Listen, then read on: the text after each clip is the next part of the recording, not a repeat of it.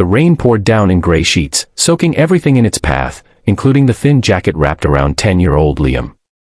He stood shivering outside a bustling grocery store, clutching his empty stomach, watching shoppers hurry past with carts piled high. No one noticed the boy.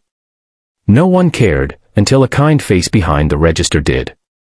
Inside the store, Sarah Thompson, the 38-year-old store manager, had seen enough. She watched Liam from behind the glass door, her heart aching. It had been a long, grueling day, inventory issues, a broken register, and an unannounced audit from corporate. But nothing compared to the hollow pain in her chest watching a hungry child stand in the rain, too timid to come in. Sarah had worked at Greenfield Market for 12 years.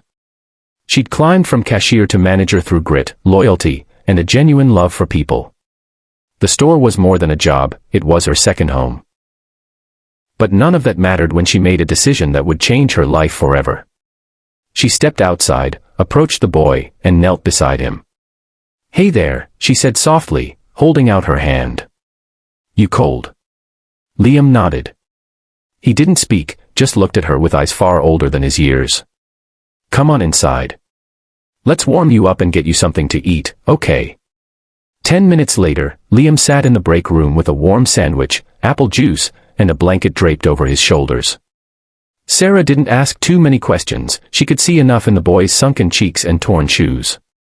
But just as she handed him a cookie and smiled, the door slammed open. It was Ronald Mills, the regional supervisor. "What's going on here?" he demanded, eyes narrowing at the sight of the child. "I gave him some food," Sarah replied calmly. "He was hungry."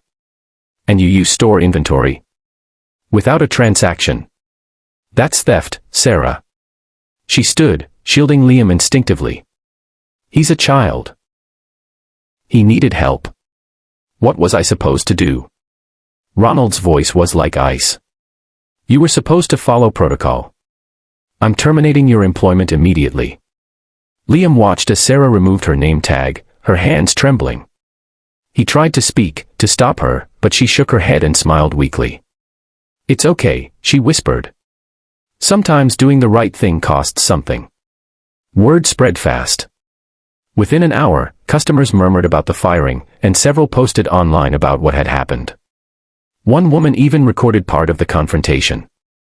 The video went viral in minutes. But no one expected what came next. Miles away, in a penthouse office overlooking the city, billionaire Michael Braxton, founder and CEO of Greenfield Market, was scrolling through his feed during lunch when he saw the clip. He watched Sarah kneel beside Liam, the look of care in her eyes, and then Ronald's cold dismissal. His chest tightened. Michael had grown up in the foster system, bouncing from home to home. He knew hunger. He knew cold. And he remembered the rare angels who helped without expecting anything back. He stood abruptly, called his assistant, and within minutes was en route to the very store where it all happened. Back in Greenfield, Sarah walked through the rain in silence. Her phone buzzed with messages of support, but her thoughts were with Liam. She didn't even know where he'd gone. She had asked a nearby shelter to look for him, hoping he'd be safe. As she turned a corner, headlights lit up the puddles in front of her. A sleek black car stopped, and a tall man stepped out, holding an umbrella. "Sarah Thompson." She hesitated. "Yes. I'm Michael Braxton." She froze. "I just saw the footage. I want you to know that what you did was exactly what this company was built for. Compassion. Humanity." "But I broke policy," she replied. Michael smiled. "Then the policy's broken." He offered her a ride back to the store. When they arrived, he ordered Ronald to return the name tag she'd handed over just an hour earlier.